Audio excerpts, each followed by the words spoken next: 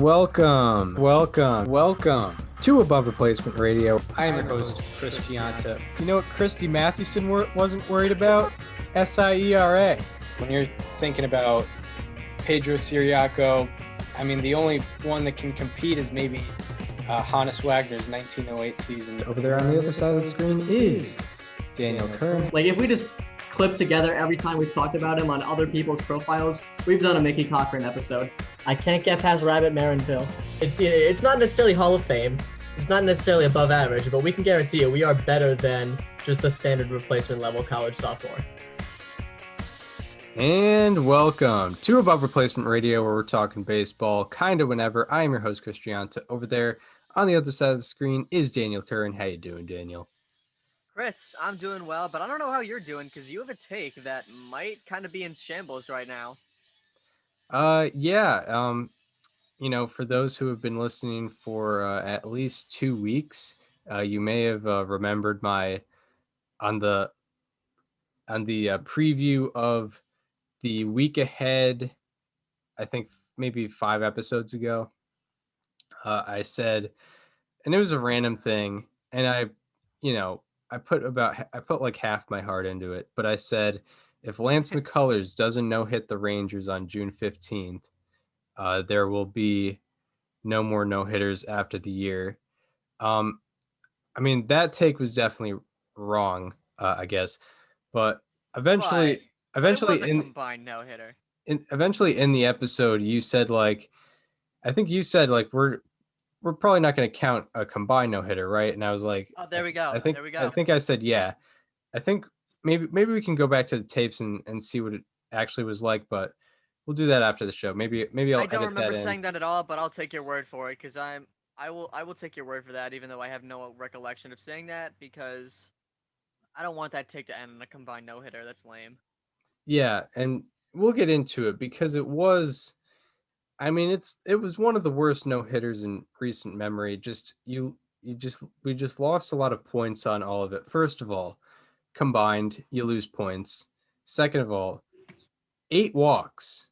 If you're gonna walk 8 batters on a no-hitter, you better be on LSD like Doc Ellis was when he. I was gonna say, I think that ties Doc Ellis, right? Yeah, that's how many walks he had in his no-hitter in 1970, and they had more walks than strikeouts, but a no-hitter is a no-hitter. Yeah, a no-hitter is a no-hitter. I don't know. I mean, I feel like the general consensus around combined no-hitters has kind of been it's been lacking just for the full existence. I think combined no-hitters have only been cool twice. It was cool that one time that the Astros did it where their starting pitcher got hurt after the first batter and their bullpen just spontaneously, went through the whole game to combine for a no-hitter. And then when the Angels did it in the first home game after Tyler Skaggs passing. Those are the only times I will allow a combined no-hitter to slide. Yeah. 2 perfect examples. For those unaware, I guess, Zach Davies threw 6 no-hit innings, and he had 94 pitches after those 6 innings, and the Cubs went to the bullpen. Davies walked 5 guys on his own. He had more walks than strikeouts personally. Then Ryan Tepera came in. He threw a scoreless, hitless 7th inning with, I think, 1 walk. Andrew Chafin came in the 8th. He threw a hitless inning, I think, with a walk as well.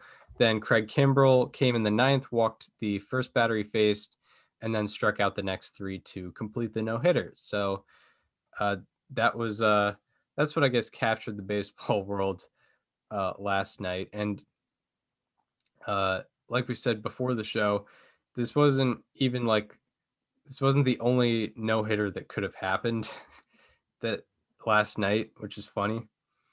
Yeah. Yeah. One of my thoughts, through the last 2 Cubs no-hitters between Alec Mills last year and the combined no-hitter last night, there were 7 batted balls by the opposing team that had an expected batting average at or above 500. Yeah, we very, very lucky. We like to point out those things. I think, I'm trying to think of some no-hitters with like low amounts. I think John Means has only had like two of those batted balls, and those were both like they were still below like Low 55. line drives, yeah. Yeah, they were still below like 550 or something like that. So it was still pretty much 50-50. But yeah, I think Chris Taylor had like a 680 flyout. yeah, yeah. This was not really dominant in any fashion, and it kind of reminds me how arbitrary a no hitter is, because it would have been way more dominant if they had allowed 2 hits and 1 walk. It would have been completely more dominant, but it grabs news because the 8 base runners they allowed were not in fact hits. Yeah. I mean, the Dodgers OBP as a team actually not that bad last night. Right. Who did Will Smith pinch hit for? I have to go back to the box I don't score. remember. I do not remember at all. But it was after Pujols, and he was the last out. I'm gonna take a look at the box score to see how many batters. Would they have like had Austin Barnes in the 6th spot or something? Potentially.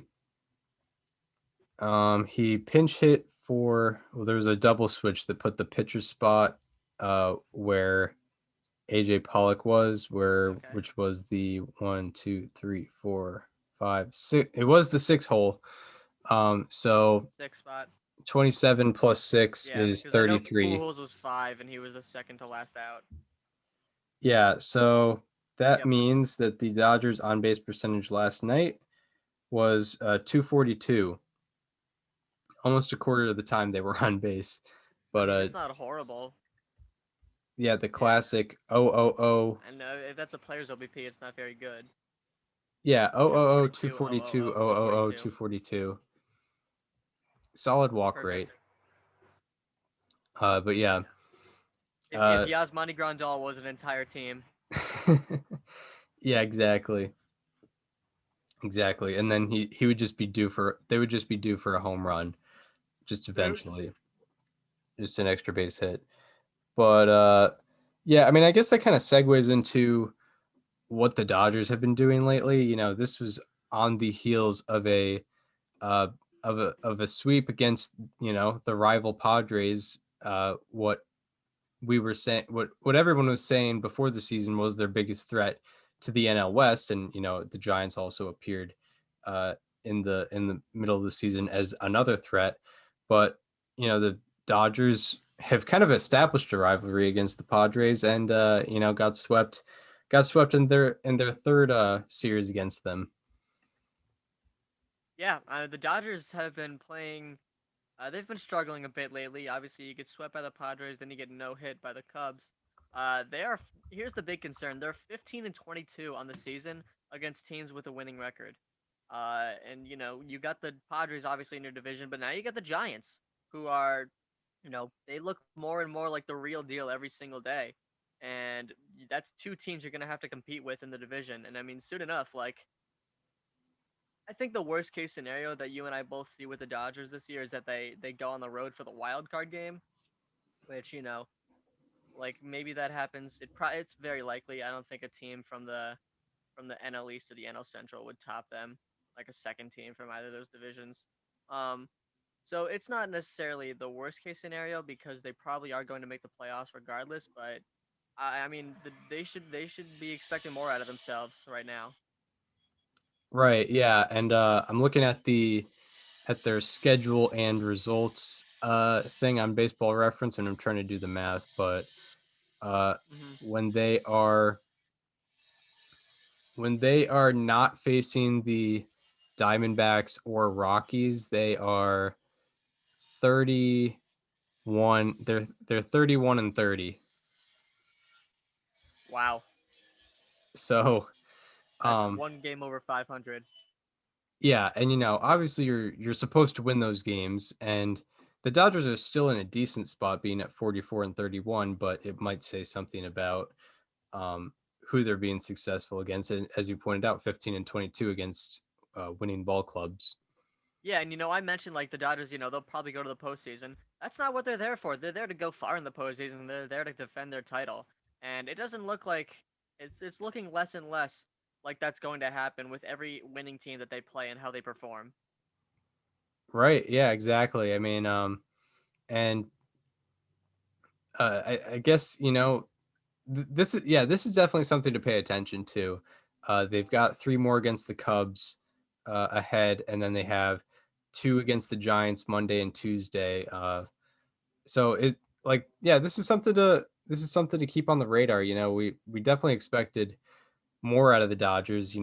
Even though they're 13 games above 500 now, we probably expected they still would have had more wins by now, and would have had maybe Yeah. 50 wins by now because of the talent on their roster and how they've been able to win in the past. I mean, I wouldn't say it's like uh, a hangover by any stretch, but they're almost sort of like underperforming, oddly enough, even I feel being like this 13 is their games above version of the World 500. Series hangover because like they were supposed to, they're supposed to be great. Don't get me wrong. They've lost their last 4. They are 4.5 games behind the Giants, and they are now tied with the Padres for second in the division. Yeah, yeah, and the Padres have had sort of ups and downs, but mostly ups. Exactly. They've just had some, like, the Padres have just had those random weird series, I think, against like the Brewers and what have you. Um, but yeah, and when they got swept by the Cubs. But yeah, yeah, it's something to pay attention to. I wonder if it's particularly offense or defense or offense or pitching that is particularly lacking against these types of teams. I, I don't know. It might be pitching. I'm not sure. It might be a little bit Um, of both. I mean, their offense wasn't very good last night. yeah, I'm well. Yeah, I mean, 242 8 walks or OPS. not, like, 242 OPS last night. I mean, that's yeah, not good. not great. Not great against, against those Cubs. Uh, but yeah, you know, Padres. I mean, the games were great in Padres Dodgers. Every Padres They Dodgers always series are. we've sort of done a review on so far this year, and I guess an optimistic sign is the Dodgers were in every single game. Yeah, they were. It took a lot for the Padres. It definitely like this was no. I mean, this was a statement sweep from the Padres. They can. They have already proven that they can hang with the Dodgers. The next step was to prove that they kind of outplay the Dodgers, and they did that in the series. It was 6-2 in the first game. Yu Darvish pitched very well. The Padres hit a grand slam in the first inning, I believe. Or no, it was a 3-run home run. It was a 3-run home run. Hmm. I think Machado. And then in the second game, it was Snell versus Kershaw. The Padres won 3-2. Padres scored in the first inning in all 3 games. I think that's the biggest part of it. Like they came out swinging in each of the games, and then they won 5-3 in the third game. They swept, and they beat Urias, Kershaw, and Bauer too. That's no. I mean, obviously, if you're going up in a 3-game series against the Dodgers, you're gonna see great starting pitching, regardless. But to beat those 3 guys, I mean, that's a statement win. Yeah, yeah. It's not like they were facing their worst. It's not like they won any games on a bullpen game. Yeah. So, yeah. I mean, Padres just looked, them having the full crowd at Petco. I feel like that's the most lively we've seen Petco, probably ever. If we're being Yeah. because Like people like 1998 it was. was Qualcomm Stadium, I think. Mhm. Um, yeah, I mean, like we saw what Dodgers fans looked like in Arizona. Like, go look at Walker Buehler coming off the mound after his no hitter got broken up, and look at the sea of blue in Arizona. That didn't really exist in San Diego, or at least it didn't seem like it by the noise of the crowd. Yeah, it was all in on the Padres, and it's not just that they're good; it's that they're extremely exciting. And we kind of saw a prequel to it when they won that playoff series against St. Louis last year, and there was, you know, Even if there was no fans. Oh yeah, there's that celebration outside, right? Yeah, there was celebrations just on the streets, and now we get to see it live in action at Petco Park, and it was a playoff atmosphere, and it's interesting to see that. It's like the first time in my lifetime that it's the first time I've ever actually seen that much excitement in that area. This is the best Padres team we've been alive for, and that's not even a debate. Yeah, correct. Yeah. So that is Also, just another thing. Did you see the quote that Trevor Bauer had after his start? no. What did he He had a say? quote where he was like, "I have like the worst home run luck in the league, where like every like mistake he has goes out." There's literally statistical data to prove this, and it's not true because if you look at his home run to fly ball ratio, he ranks tied for 17th in baseball. So it's like it's like he's making these claims where there's literally statistics to back up that it's false. Right. Yeah. Yeah, he kind of like, especially when his spin rate went up, he turned into a fly ball pitcher because Yeah.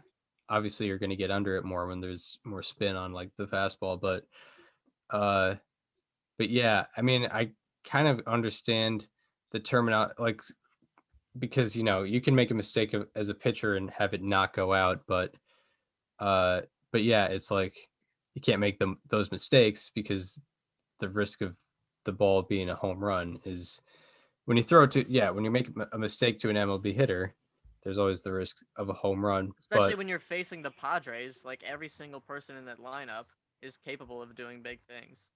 yeah, And even I mean, Victor, he gave the 3 home runs he gave up. It was Cronenworth, Machado, and Victor Caratini. right? Yeah, yeah. The Machado one we know was not bad luck. That was Machado being Machado. No, Like, that's just Machado being Machado against Bauer. exactly.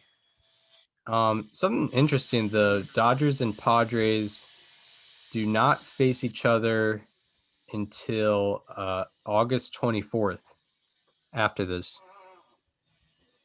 But That means we get a lot of it down the stretch. I'm okay with that. yeah, I'm actually pretty excited about that. Yeah, there's a series between them for the last time at San Diego, August 24th through 26th, and then we get them And twice at Dodger Stadium. at Dodger Stadium the September 10th through September 12th, and then the second to last series of the season, September 28th through September 30th at Dodger Stadium.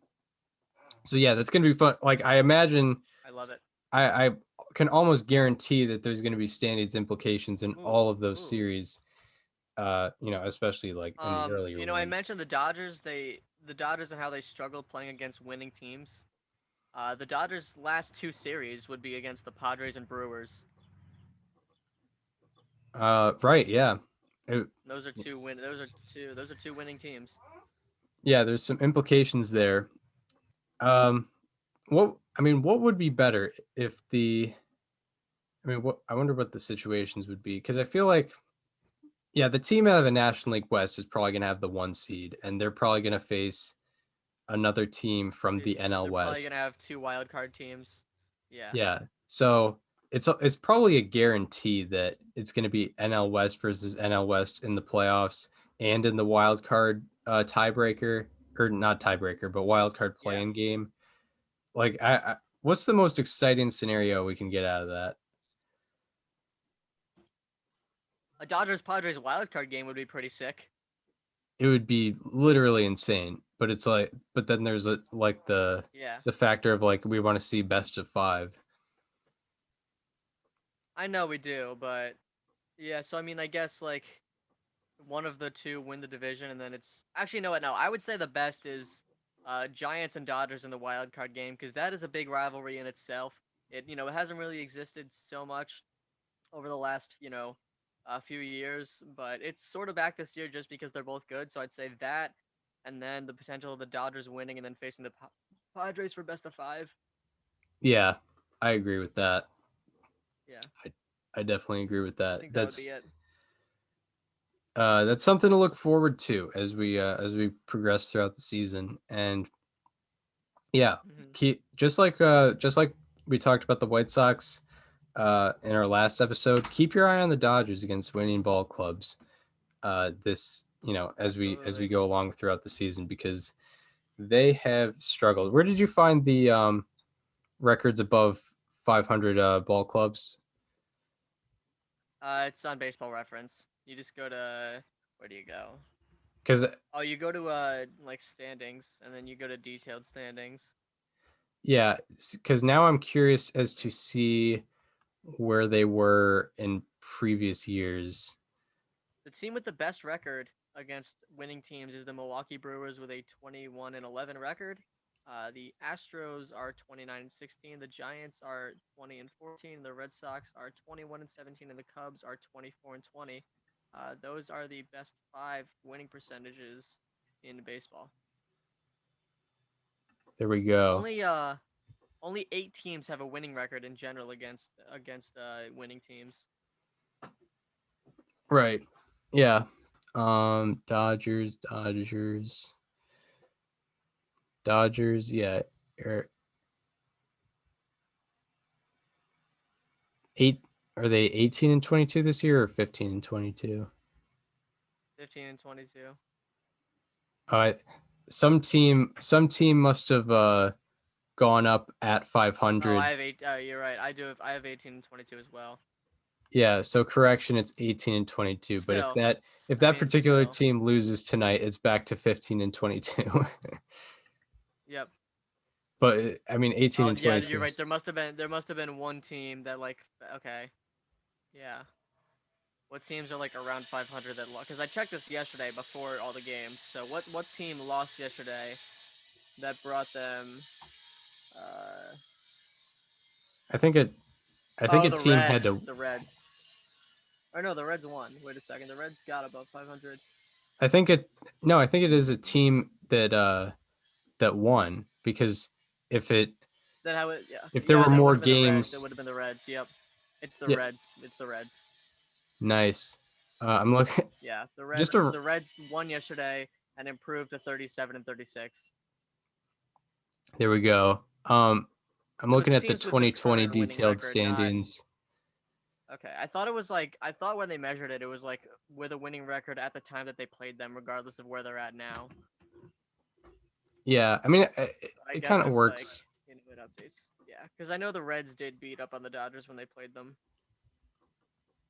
Yeah, it kind of works either way. Dodgers were 8-5 against teams above 500 last year, because they didn't have many games last year, because they faced the AL West, which had one winning team.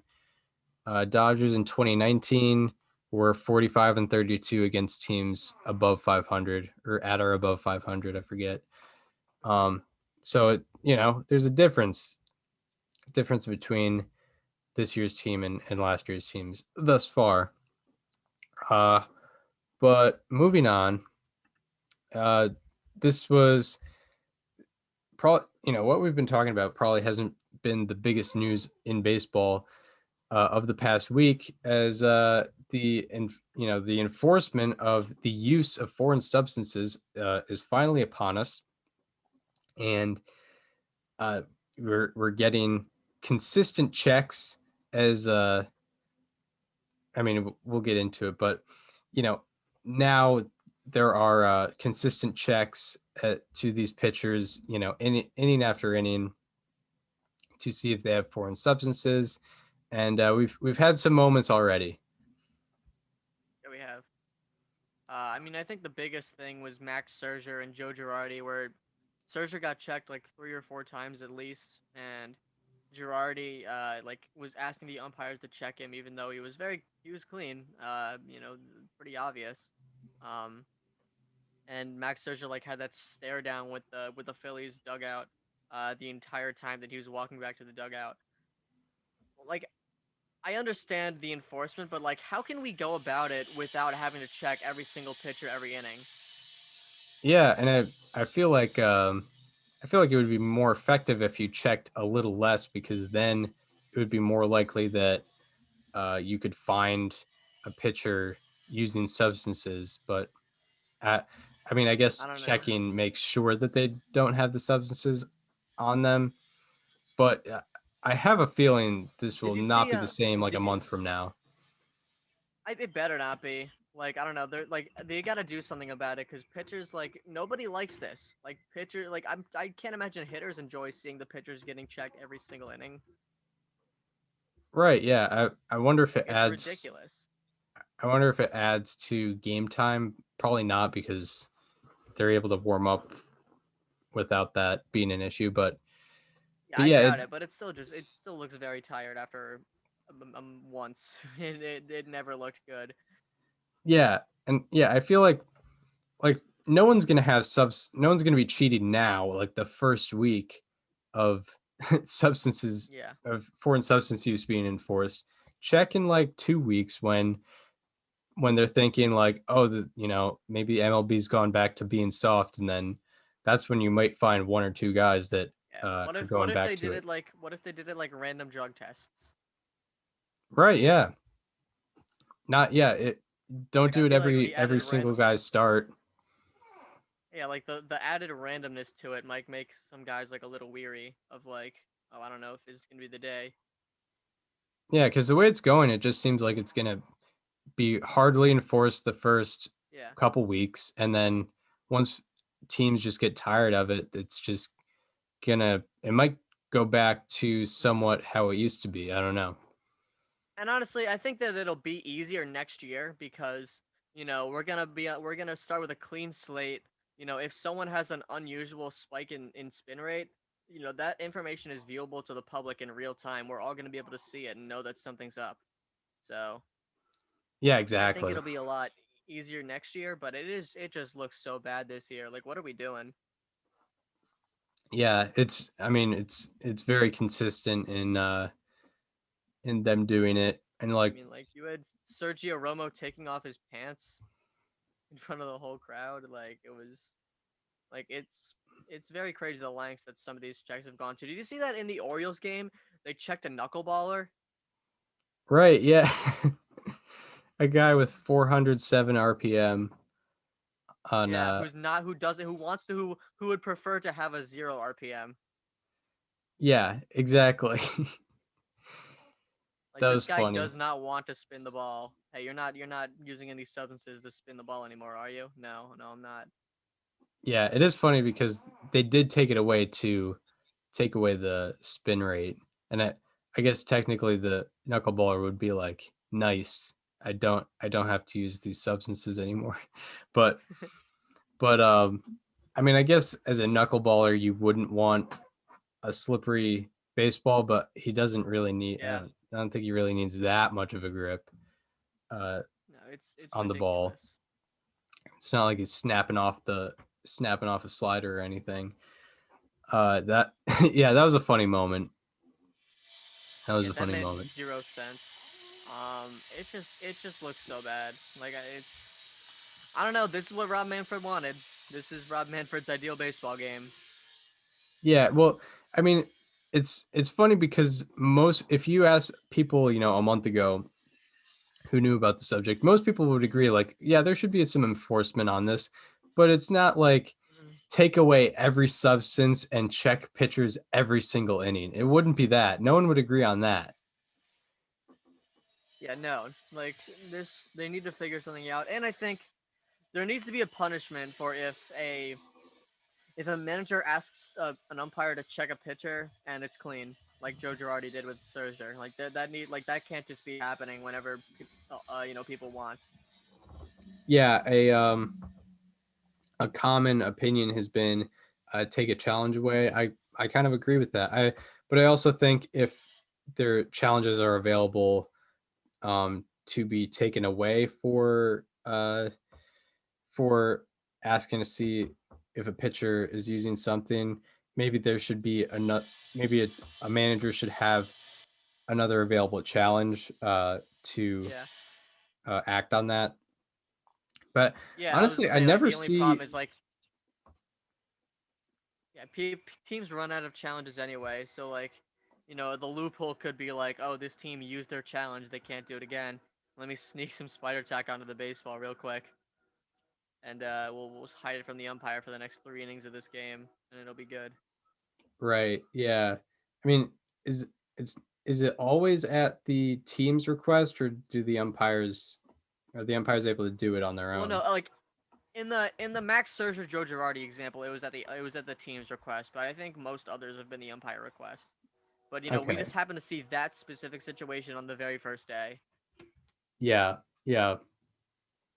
But yeah, that's something that should be addressed. Yeah, because it's just kind of a waste of people's times, and it takes away for like even if it's only 20 to 30 seconds, it's taken away from the pitcher being able to rest or talk to his catcher or whatever. It's wasting his time. Yeah, and it's just tired. Like pitchers are gonna get sick of it, and Yeah, hitters are probably sick of it as well. Like it's just annoying. it is. Yeah, it is very Yeah, it annoying. just seems very unnecessary. I don't know. But yeah, I mean, I think the real question is, what does this look like in a month? Are we still doing this? Is it still every single inning, or is it kind of toned down? Yeah, yeah. It Because like we've seen Major League Baseball walk back on cracking down on stuff before, so it could be something like that. yeah, exactly. Like this could be, yeah, that in a month that'll be like a real indicator of where things are, and then I feel like it'll ramp back up in the playoffs once that comes around. But yeah, I mean that's been the foreign substance situation thus far. Oh yeah, and we were talking about it before the recording, but since since they have enforced this, I mean it's a 4-day sample size, I believe, right? June Yeah, 21st was the day they started it, the exactly. enforcement. So yeah, in these 4 days, the league-wide OPS is lower, strikeout rate is higher, even if Yeah. it's by a small margin. Yeah, league average is also, because people were talking about that. The league average before the enforcement was 239. The league average after is 231. So mission not accomplished yet. Not at all. Uh, Not at all. unfortunately. Have just evolved quicker. Like it's pretty simple. it was launch angle the entire time. No. No. Um yeah, that's another tired thing. Uh all right. Well, what what else did we say we were gonna talk about? I forgot. We've The All-Star jerseys. oh yeah, not great. Let's let me screen share what they have available for the 2021 All-Star game. 2021. They are miserable. Yeah, it makes me glad that they don't wear those during the actual game and only at the home run derby. Yeah, just during the home run derby. Yeah, no, and I mean, and the people who actually compete in the home run derby don't even wear them either. They wear their regular jerseys. Yeah, yeah, they do. Yeah, they do now. It used to be different, but It did used to be different. I'm trying to think of the year that they changed it. I'm trying to I'm trying to think of the past home run derby. I'm pretty sure Stanton I think it was wore. 2018. It was 2018, right? Because 2017 in Miami, like they did wear the home run derby jerseys, but not in 2018 at Nationals Park when Harper won it. Judge was wearing American League stuff, I think, when he won the derby. It was like a blue jersey.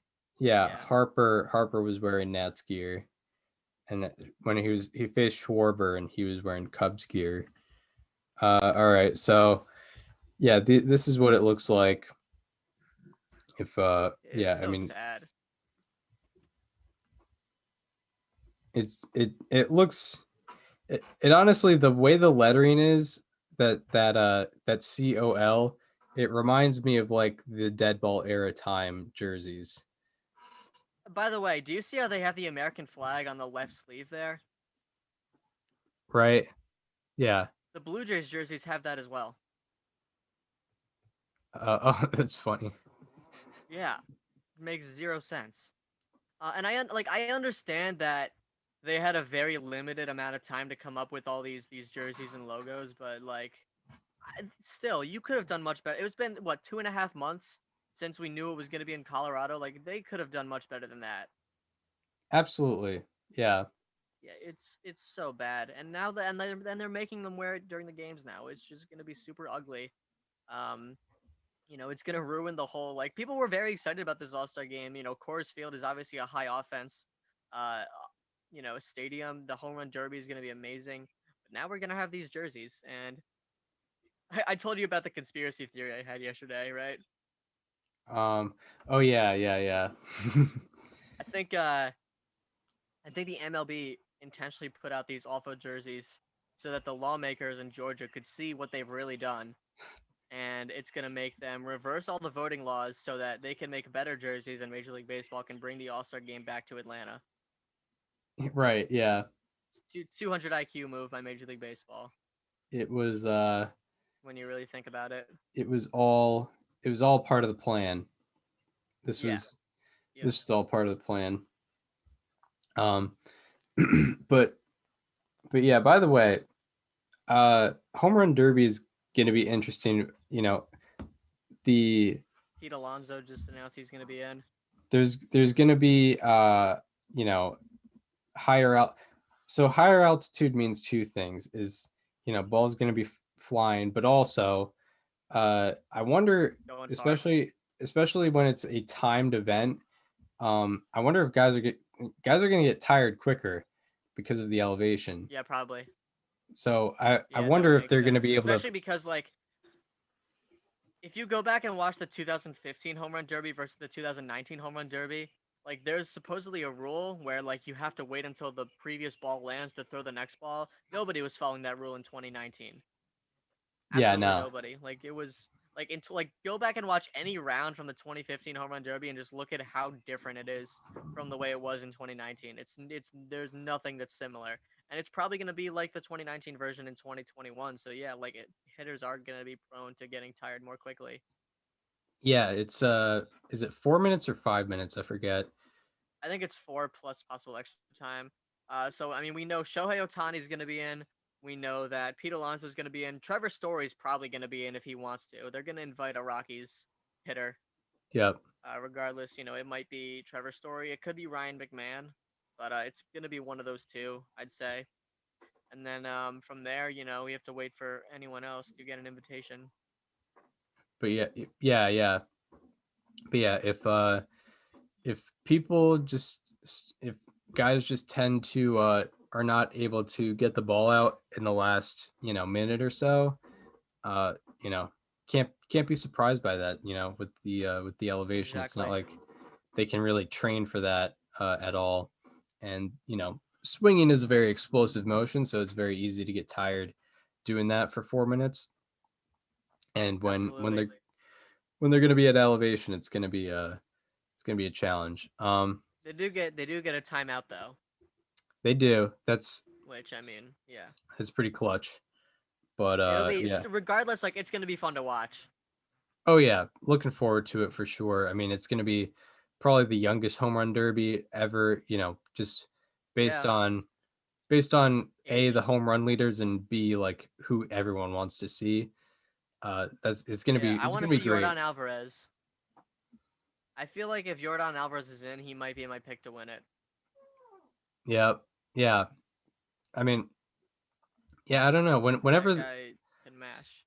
it's going to be tough because there's always a guy at the end who you didn't really expect to be, at the end, like Yeah, Jock but I mean, like Peterson. everyone, like yeah, but like there could be a guy that just everyone like. Remember Miguel Sano in 2017, maybe too, because he was in a derby with like Judge, Sanchez, and Stanton and Moustakis. Like he was that Yeah, guy. I yeah. think he lost in the finals to Judge. Yeah, like I mean, I feel like we could have a derby where everyone is expected to do very well. Yeah. Yeah, not yeah. Which would be awesome to see. It won't be like So when. All Star Game jerseys bad, home run derby probably good. Yes, yeah. It's not going to be like when Matt Chapman was in the Derby and Well, he just. to be fair, you know what actually happened there. Do you Yeah, remember? his father was Do you throwing remember like why Matt Chapman? No, but do you remember why Matt Chapman was in the Derby? because Yelich got hurt, right? You don't remember? Because Yelich got hurt. Yeah. Yeah, and it was like the last day before the All-Star break. So it was like, well, shoot, we need someone to take the 1 seed. And they were like, all right, we'll just throw in Matt Chapman. Right, And then he right. had to face Vlad Jr. out of the 8th seed. What a tough matchup. Yeah, Yelich versus That Guerrero was would not even. have been great. It would have been great, but you know what? That's what they robbed us of because Yelich got hurt. Yep. So yeah, as you said, in conclusion, uniforms bad, home run derby good, going to be very exciting. So I guess that leads into our players to highlight for good and bad reasons. Let's Wait, start no, it's off. not. We got one more thing to cover. We got one more thing to cover. What do we got? That gosh darn. We talk about all the time about how baseball is so bad at marketing their sport, and I wanted to talk about what happened on Twitter this week. So on the 22nd, Major League Baseball tweeted this big graphic of like the moon with baseball seams. It had a date on it. It was June 23rd, 2021. Like it was this huge announcement. Like everyone was gonna want to tune in, and I was very excited. Chris, I'm sure you were excited as well. I think someone like sh- replied with like a picture of like the Field of Dreams, like the movie cover with like the moon in the background that like closely resembled the moon in the picture. Like Major League Baseball had a huge announcement coming up, and then the day comes, and I actually like searched MLB's account to find it, and it was just that they partnered with a cryptocurrency company, and they're getting money out of people in more ways, and that was it. Yeah. Yeah, It just was sad. not a good move. Like, talk about overhyping something. Yeah. Like I think this was done in a way to try to bury the lead on the sticky stuff and be like, "Hey, we know that our game is falling apart and we have another our second cheating scandal in the last 18 months, but we got something big coming. Look out, June 23rd, big announcements coming." And then it was that. Yeah. Well, yeah. It was just sad. Cryptocurrency. Which I'm not super into it, but I know a lot of people are. I still like if there's Major League Baseball diehards that are into crypto. I don't think they care as much as MLB announced that it would matter. Yeah, It was they're just like I wouldn't have cared if they announced it without a precursing like be on the lookout on this day when we post this. Like it was like I wouldn't have cared if they just threw it out just like that. But no, they had to make it this big thing for it to be only that. yeah, I feel like crypto people who are also baseball fans just they keep that as separate entities and probably will keep it that way. Yeah, like I don't know. It's just sad. It's so Major League Baseball too. Like they would do that. Yeah, they would make their biggest thing a cryptocurrency deal, but I mean, they probably were required to do that in the deal to, Yeah. hype it up like crazy in order for this to work out for them. But yeah, it's just Yeah. yeah, I don't know how much it's doing for the fans. Really, People with streaming services can't watch their local teams, but good thing we got cryptocurrency in Major League Baseball. yeah, as that reply Yeah. said, more ways to pay, more ways to My, pay Major League Baseball money. minor league baseball players are treated like they're in poverty, but good thing we got Black Folio. Right. Yeah. Exactly. So it's so stupid. Yeah, there's Like I service don't time. care. Like I know. Like I'm not against the whole cryptocurrency thing. Like if you want to do it. But like the fact that Major League Baseball put that much emphasis into it just shows exactly how they are with their marketing. Yeah, like there's plenty of problems in Major League Baseball that they should be solving, but yeah, they it it's not that they did the deal, it's how they marketed how it was going to happen. If this was a thing where Like I don't. Yeah. they didn't make an announcement that there was It was going to just be like, an hey, by the announcement, way, we have this. yeah, it would just be like With like another a big moon graphic. yeah, come on, man. It's such Yeah, a Major League Baseball thing. exactly. Anyway, I just wanted to talk about that because it was just I couldn't get it off my mind. It was just so sad Right. and so predictable. Yeah, it was very it was pretty fitting to see that. Pretty fitting. Yeah, like Um you're telling me the same. You're telling me the same corporation that announced their Gold Glover winners on election night is also making a giant deal out of cryptocurrency. yeah, exactly. Like making a giant deal out I of could not believe.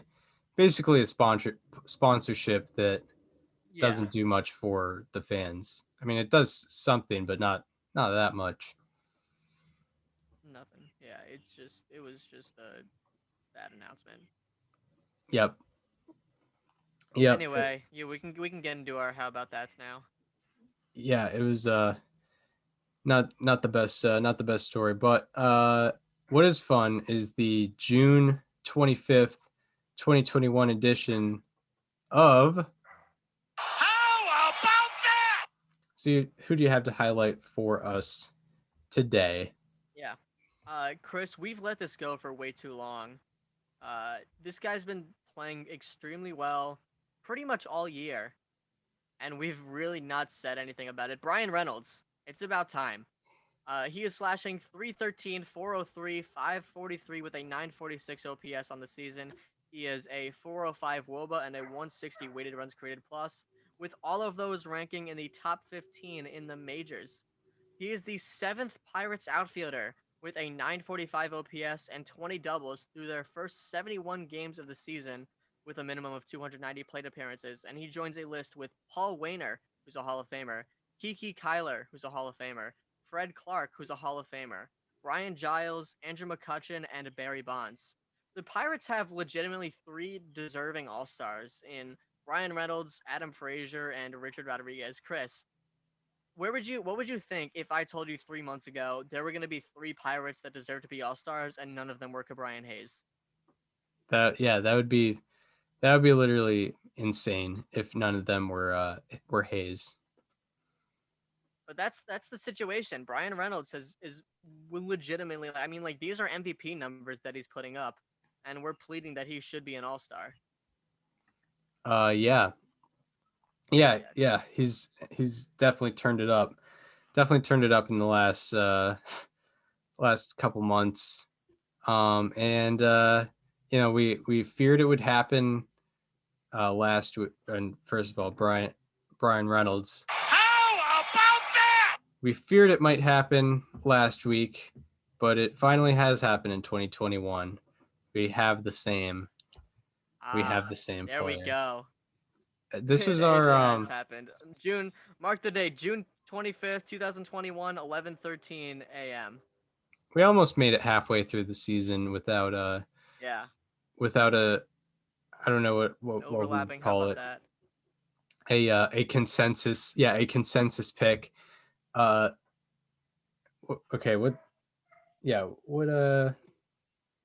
it's June 25th. Did I yeah.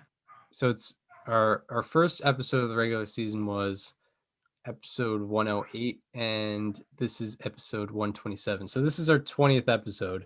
First time we've 20 episodes in.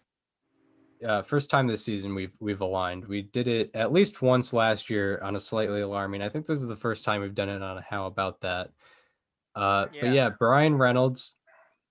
Some stats I have on him that you didn't get to. He's currently fifth in the National League in F4 and 4th in the National League in Baseball Reference WAR. Since the start of May, he is hitting 331 with a 1030 OPS and a 12.5% barrel rate in 46 games. And since the start of May as well, he ranks 5th in Major League Baseball in average on base percentage and slugging percentage. He's 3rd in OPS since the start of May and 6th in F4 in that time span. So Yeah, Brian Reynolds from both of us getting A. How about that? Perfect. You know, we went a pretty long time. Honestly, I'm kind of impressed with ourselves. It did. It was due to happen at some point. Yeah, Yeah. absolutely. And you know, we both knew for a while that it was coming, and we both agreed when the right time was. Yeah, and it was around this time. We thought we would have the same slightly alarming last week. He's yeah. Well, no, we didn't. We had the same team. Well, when we were describing we were describing our slightly alarmings without saying who it was, and we were like, yeah. I think you were like, yeah, I have a White Sox player, and I was like, oh, I have a White Sox player. I think we might have the same guy, but it wasn't. And we were like, wow, skated away. And this week, and then this episode, it's Yeah. we finally got consensus. Yeah, Brian Reynolds was overdue for a how about that. So I'm glad that we made it up to him by both picking him. Yeah, and I was gonna. There were two other people I was gonna pick, but both of them went both of them went 0 in their last game, and I just didn't want to do it after an 0 because their numbers weren't great in the time span. I was weren't as gonna good. pick Kyle Schwarber. And I had a specific list I was gonna use to describe how good he's been, and then someone tweeted out the exact list that I was like, well, now I can't use it. Like, it belongs to someone else now. Yeah, right. All right.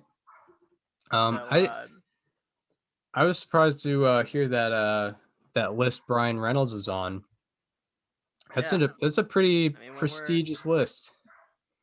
Like when we're talking Paul Wainer, like that's a guy.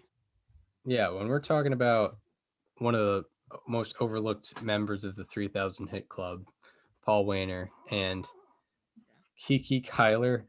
I've seen that name before, but I don't know really anything about him.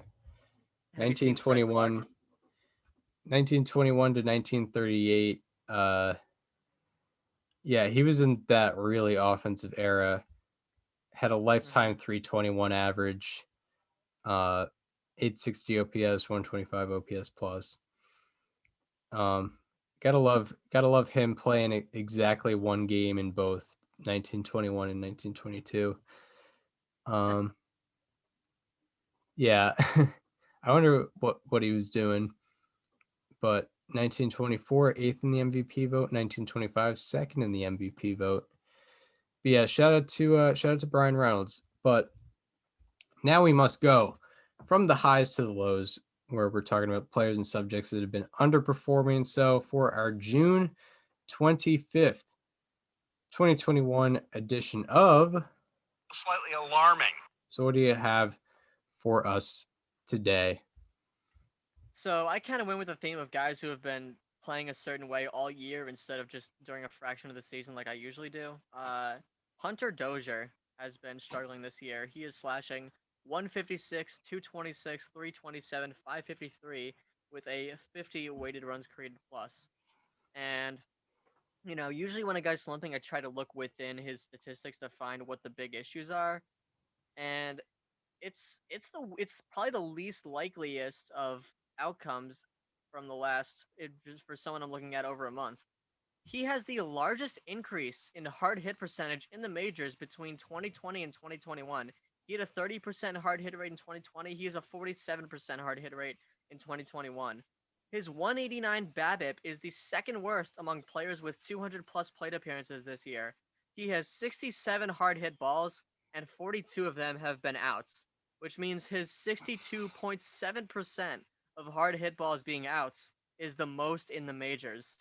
So the fact that Hunter Dozier has stayed this unlucky for this long is slightly alarming alone. Like that doesn't happen, and it just has. Yeah, that's tough. Slightly alarming. Now I'm curious as to see Hunter Dozier's general numbers on Savant. Yeah. Wondering what's going on. All of his percentiles are still pretty low. Right. But it is like, I mean, he should be doing much better than a 50 weighted runs created plus. Yeah, and usually when hard hit balls are outs, it's ground balls, but he has a well below average ground ball rate, which is really Yeah. weird. That's super weird. No, it is just off of range. Yeah. He's slugging 327 with an expected slugging of 387. And he's batting 156 with an expected batting average of 207. Which 207 expected batting average still isn't good, but it's very far removed from 156. Yeah, it's weird. It doesn't make that much sense. I guess Whole lot of sense. I mean his strikeout rate is up from last year, but it's not like anything unusual. Well, it's not a crazy spike. That's extremely weird. Yeah, alarming, slightly alarming. My slightly alarming is a guy who's a top prospect coming up when he did 2018 Rookie of the Year finalist, 2019 MVP vote getter, but just hasn't really been the same since. Gleyber Torres. Overall this year, he has a 323 slugging percentage and a 654 OPS. His hard hit percentage is a career low, and it is also in the 15th percentile in all of baseball. His average exit velocity, this is what's probably the most alarming. His average exit velocity is a career low by 2.9 miles per hour, and it is in the 6th percentile in all of baseball. He kind of came up and was known for for having somewhat like explosive power, and his average exit velocity is in the 6th percentile in all of baseball now. He just doesn't look very good right now. His expected slugging is also in the 22nd percentile, and his actual slugging percentage ranks 135th out of 140 qualifying hitters in Major League Baseball. Only five other guys that are worse than him in terms of slugging percentage. And there are also 113 other Major League Baseball hitters with 250 plus plate appearances this year, and only 2 other batters among them have less extra base hits than Gleyber Torres. Torres only has 12 extra base hits this year in 264 plate appearances. And isolated to his last 8 games, he is doing very bad. He is 1 for 26 with 11 strikeouts and a 20% hard hit rate and 60% ground ball rate in his last 8 games, and was not in the starting lineup on Thursday. So maybe Boone just gave him a rest, maybe potentially making some lineup moves. I don't know. But Gleyber Torres looking Slightly alarming. Not great. I've been banging this drum for a while, but since the start of 2019 of course was the best season in Gleyber Torres' career. When he in 899 plate appearances against teams that are not the Orioles, he is slashing 252, 323, 409, 732 for a 97 weighted runs created plus. Gleyber Torres has been a below average hitter since the start of 2019 when he plays teams that aren't the Orioles. Yeah, it's pretty ridiculous. Like the difference between him against the 2019 Orioles and him not against the 2019 Orioles. He had like a 386 weighted runs created plus against the Orioles in 2019 alone. Yeah, it was crazy. He had. I mean, I think the most slightly alarming thing about Gleyber Torres is that he's not actually 22 years old anymore. Right. Yeah. 24 now. That's an issue. Probably Yeah. 24. Yeah. Well, he's getting old now. He's not the same. His exit velocity is going down. Eligible soon. Yeah. Right. Yeah. Yeah. It's weird. Like, I don't know. I think everyone kind of had high hopes for the guy, but he just, yeah. I mean, last year wasn't great for him either. He turned 23. Had a 724 OPS in 2020, and it's worse now, and not able to get extra base hits. And I feel he's probably a guy that also benefited from the juiced baseballs that is not benefiting now. But also there are probably some other factors to go with that. But yeah, now we get into our preview of the weekend ahead in baseball. Some series have already started. Um, most notably, probably Cubs Dodgers, which we kind of previewed already. But yeah, Cubs Dodgers is a series to watch. Dodgers just got no hit and swept by the Padres, looking to bounce back. Cubs have been surprised, playing above their expectations this year, and they're an above 500 team, and the Dodgers tend to struggle against them. So last night was Davies versus Bueller, which funnily enough, Davies won that matchup. Tonight it's Tony Gonsolin versus Jake Arrieta. Saturday it is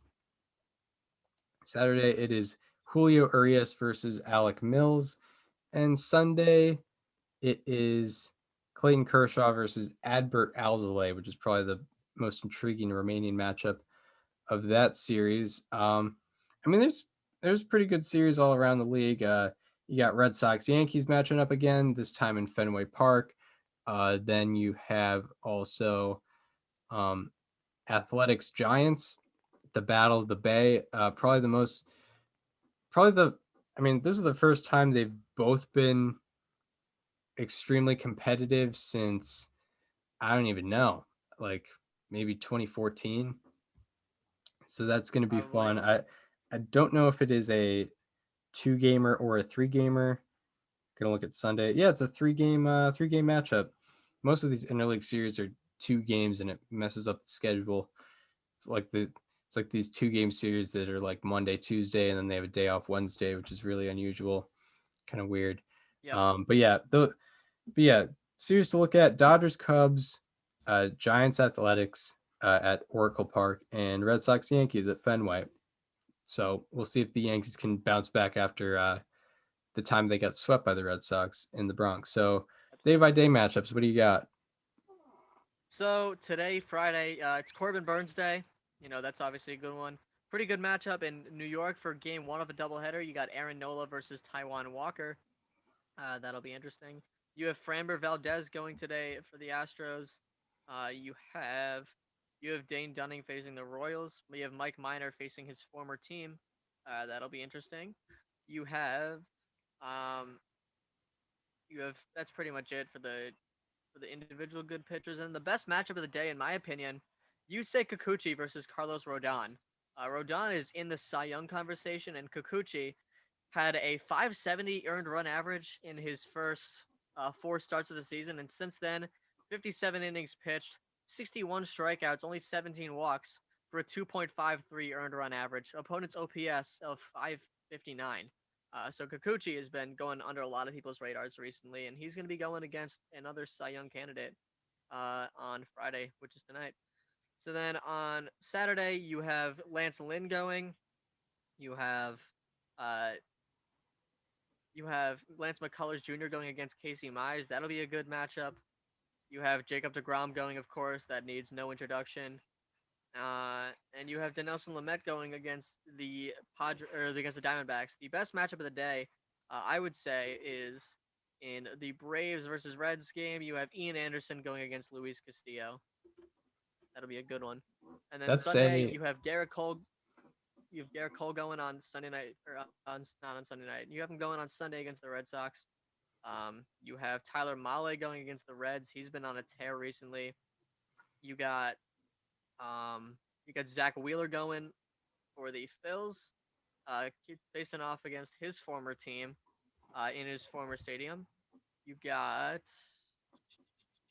who do you got? You got Zach Gallen versus Yu Darvish. That's a good one. Best matchup of the day, in my opinion, Max Scherzer versus Sandy Alcantara. Yeah. Oh yeah. That's a very good Clayton matchup. Kershaw matchup.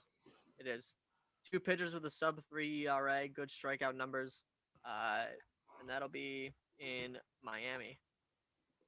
Yeah. Anderson versus Castillo, by the way, is a 2020 playoff matchup or playoff rematch between. You're right. Between the both of them. Mhm. So yeah, we hope you enjoyed this one. That is the conclusion of this episode.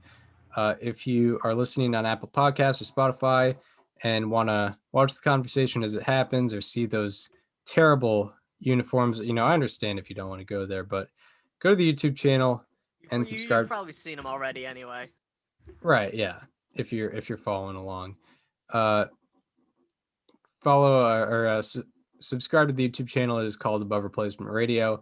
Follow us on social media. Follow me on Twitter at Chris_Gianta. Follow Daniel on both Twitter and Instagram at Daniel_Curran. And follow the show Instagram for all the show needs at Above Replacement Radio. So we hope you enjoyed this one, and we hope to see you on Monday this time, where we will be talking all the happenings in Major League Baseball once again. See you then. This conversation is over.